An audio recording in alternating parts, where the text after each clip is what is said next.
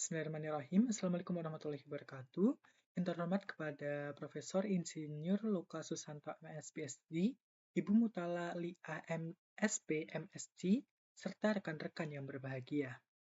Beras merupakan komoditas pangan utama yang banyak dikonsumsi oleh masyarakat Indonesia. Permintaan beras yang tinggi mendorong dibutuhkan adanya optimalisasi budidaya praktik pertanian untuk memastikan pasokan beras yang tercukupi untuk memenuhi penawaran atau permintaan dari pasar.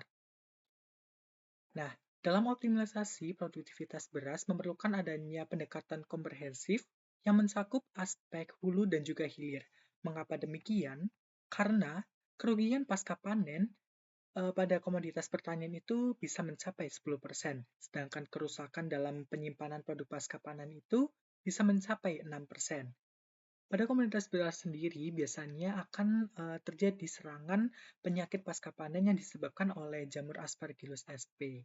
Nah, serangan dari jamur Aspergillus sp ini secara tidak langsung akan menurunkan kualitas dan juga mutu beras. Dengan demikian, dibutuhkan adanya peran teknologi pasca panen yang bertujuan untuk meminimalkan kerusakan, menjaga kualitas beras, serta memperpanjang umur simpan. Nah, pada kesempatan video kali ini, saya akan berdiskusi dan membahas secara singkat terkait dengan strategi pengembangan pengendalian jamur Aspergillus sp untuk meningkatkan ketahanan beras dalam penyimpanan. Oke, baik, yang pertama akan dibahas terkait dengan karakteristik dari jamur Aspergillus sp yang dapat menyebabkan kerusakan atau menurunkan kualitas dan juga mutu beras dalam proses penyimpanan. Mengapa jamur Aspergillus sp ini dapat menyebabkan kerugian dalam proses penyimpanan beras? Karena jamur Aspergillus sp ini dapat menghasilkan mikotoksin seperti alpha-toksin G1, G2, B1, dan juga B2. Selain alpha-toksin, jamur ini juga bisa menyebabkan timbulnya fumonisin yang bersifat kartosinogenik. Nah, mikotoksin yang diproduksi oleh jamur ini merupakan hasil metabolit sekunder dari jamur, sehingga perlu adanya tindakan pencegahan dari kontaminasi jamur ini untuk menjaga kualitas dan juga mutu beras. Selain dapat menyebabkan penurunan kualitas dan juga mutu beras, serangan dari jamur Aspergillus sp ini secara tidak langsung dapat menurunkan tingkat viabilitas benih padi untuk berkecambah. Berdasarkan sumber literatur yang saya kaji, bahwa tingkat serangan dari jamur Aspergillus sp pada komoditas beras pasca panen itu dapat mencapai 30%. Kondisi tersebut dapat didukung oleh beberapa faktor, seperti kondisi iklim dengan kelembapan yang tinggi, kemudian ada kadar air gabah kering panen yang terlalu tinggi, atau gabahnya itu dalam proses penjemuran itu tidak terlalu kering, sehingga dapat mendukung dari serangan atau munculnya jamur Aspergillus sp ini. Nah, dari beberapa permasalahan yang ada, saya akan merekomendasikan beberapa metode pengendalian yang dapat dilakukan untuk menekan atau menghambat serangan atau perkembangan dari jamur Aspergillus sp ini. Yang pertama, melalui pemilihan jenis pengemasan yang tepat, kemudian ada pengaturan sirkulasi udara, serta menurunkan kelembapan dari ruang penyimpanan. Oke, baik, yang pertama terkait dengan pengendalian mekanik dan juga pengendalian fisik. Nah, pengendalian mekanik ini dilakukan secara langsung, biasanya dilakukan secara manual atau menggunakan alat-alat tertentu yang ditujukan untuk menekan atau membasmi secara langsung dari jamur Aspergillus sp ini. Nah, sedangkan untuk pengendalian fisik sendiri itu ditujukan untuk mengubah karakteristik lingkungan dari penyimpanan gabah sehingga tidak optimal atau suboptimal untuk pertumbuhan dan perkembangan jamur Aspergillus sp. Beberapa metode pengendalian fisik dan mekanik yang dapat dilakukan. Yang pertama ada penjemuran gabah. Nah, penjemuran gabah ini harus dilakukan secara optimal untuk menurunkan kadar air dalam gabah sehingga tidak berpotensi atau potensinya itu cukup lemah untuk pertumbuhan dan perkembangan jamur. Nah, pengeringan gabah sendiri biasanya dilakukan selama 7-10 hari pada kondisi suhunya itu 40 derajat Celcius. Nah, lamanya pengeringan ini tergantung pada jenis atau metode pengeringan yang digunakan oleh petani. Biasanya petani akan menggunakan metode manual dengan memanfaatkan sinar matahari, sehingga pengeringannya sendiri itu tergantung dengan intensitas penyinaran dari cahaya matahari itu sendiri. Kemudian pengeringan ini dilakukan hingga mencapai kadar air gabah itu optimal, itu mencapai 12-14%. Nah, pada kondisi kadar air tersebut, perkembangan dan pertumbuhan dari jamur Aspergillus sp ini dapat terhambat. Kemudian untuk pengendalian mekanik itu dapat dilakukan melalui penyortiran gabah. Nah, penyortiran gabah ini ditujukan untuk memisahkan atau sebagai grading antara gabah dengan kualitas yang unggul dan juga gabah dengan kualitas yang cukup rendah seperti itu.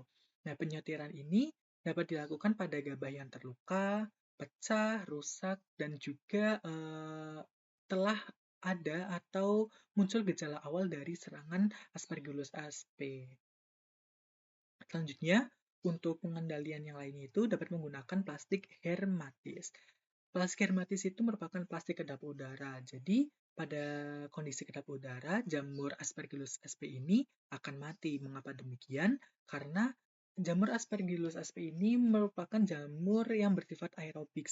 Artinya, jamur ini membutuhkan ketersediaan oksigen yang cukup optimal untuk pertumbuhan dan perkembangannya. Sehingga dengan menggunakan plastik hermatis ini diharapkan mampu menekan dari perkembangan jamur melalui penurunan kadar oksigen pada lingkungan atau ruang penyimpanan dari beras itu sendiri. Baik, untuk rekomendasi pengendalian dari jamur Aspergillus sp lainnya itu ada melakukan aplikasi biopriming pada benih atau gabah padi yang akan ditumbuhkan, kemudian ada pemanfaatan agen penekan serta silver nanopartikel. Nah, ketiga pengendalian itu seperti apa sih teman-teman? Akan kita bahas satu persatu ya. Oke, yang pertama dari aplikasi biopriming benih. Nah, untuk aplikasi biopriming benih ini cenderung spesifik untuk dilakukan pada gabah yang akan ditumbuhkan atau dijadikan sebagai bakal atau calon untuk dismai atau untuk pertumbuhan padi tahap selanjutnya. Tujuan dari bioframing ini yang pertama ada meningkatkan daya kecambah serta meningkatkan ketahanan benih terhadap serangan patogen.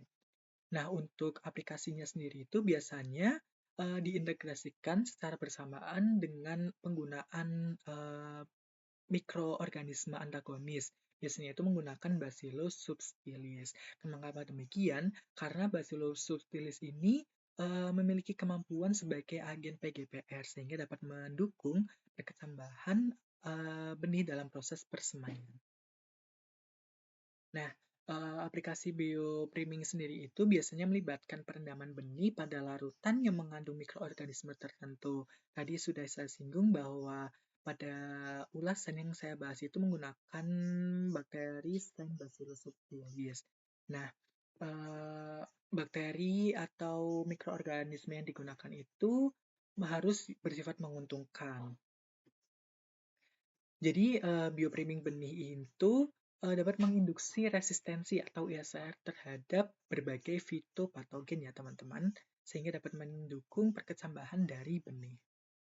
Nah, kemudian untuk pengendalian selanjutnya itu dapat dilakukan dengan memanfaatkan agen penekan. Nah, jadi pemanfaatan agen penekan ini dilakukan dengan menggunakan bahan alami yang memiliki sifat atau berpotensi sebagai anti jamur atau anti jamur Aspergillus sp gitu ya teman-teman.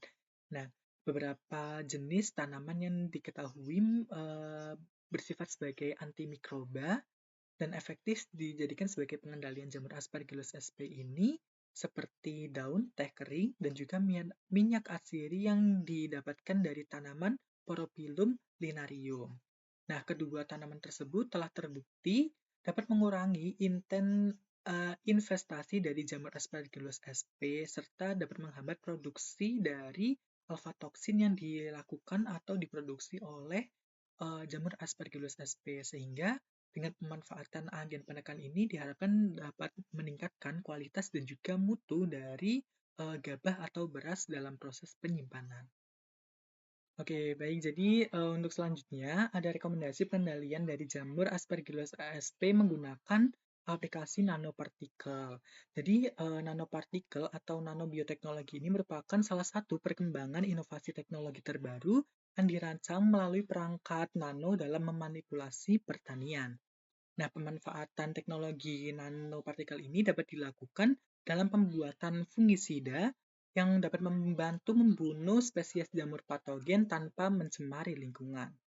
Jadi sintesis dari nanopartikel ini akan bersifat biokompatibel dan berperan dalam mengendalikan biologis pertumbuhan spesies jamur yang dapat memproduksi alfa-toksin, salah satunya yaitu jamur Aspergillus sp. Nah, pada sumber literatur yang saya baca, aplikasi nanopartikel yang digunakan dalam mengendalikan serangan dari jamur Aspergillus sp ini menggunakan ekstrak daun dari tanaman Moringa oleifera. Nah, ekstrak daun tersebut digunakan untuk menstabilkan nanopartikel perak atau silver dan dapat mengeksplorasi aplikasi pada tanaman padi terhadap sekaman biotik. Jadi ekstrak daunnya itu akan dikombinasikan dengan nanopartikel, kemudian akan diaplikasikan pada tanaman. Jadi ini tuh merupakan salah satu tindakan preventif sebagai tindakan untuk mencegah serangan dari jamur Aspergillus sp pada komunitas padi, baik pada saat proses tanam maupun proses penyimpanan. Kemudian hasil pengujian yang telah dilakukan itu menunjukkan bahwa nanopartikel perak atau silver hasil metabolis memiliki efek yang positif pada tanaman padi yang mengalami stres biotik yang disebabkan oleh jamur Aspergillus sp. Sehingga aplikasi dari nanopartikel ini dapat dikembangkan untuk mengendalikan serangan dari jamur Aspergillus sp terhadap tanaman padi. Oke, baik, mungkin itu saja pembahasan ataupun penjelasan saya terkait dengan strategi pengendalian jamur Aspergillus sp pada komoditas pangan berupa tanaman padi atau gabah kering dalam proses penyimpanan. Dapat disimpulkan bahwa jamur Aspergillus sp merupakan stray jamur yang dapat menurunkan kualitas dan juga mutu gabah kering panen atau beras pada saat proses penyimpanan. Kemudian untuk pengendalian atau pencegahan dari serangan jamur Aspergillus sp ini dapat dilakukan melalui pengendalian secara mekanik atau fisik, kemudian ada penggunaan agen penekan, aplikasi biopriming pada benih, serta aplikasi silver nanopartikel. Mungkin itu saja penjelasan yang dapat saya sampaikan. Kurang lebihnya mohon maaf. Saya menerima kritik dan juga saran dari teman-teman semua. Saya pamit undur diri. Terima kasih. Wassalamualaikum warahmatullahi wabarakatuh.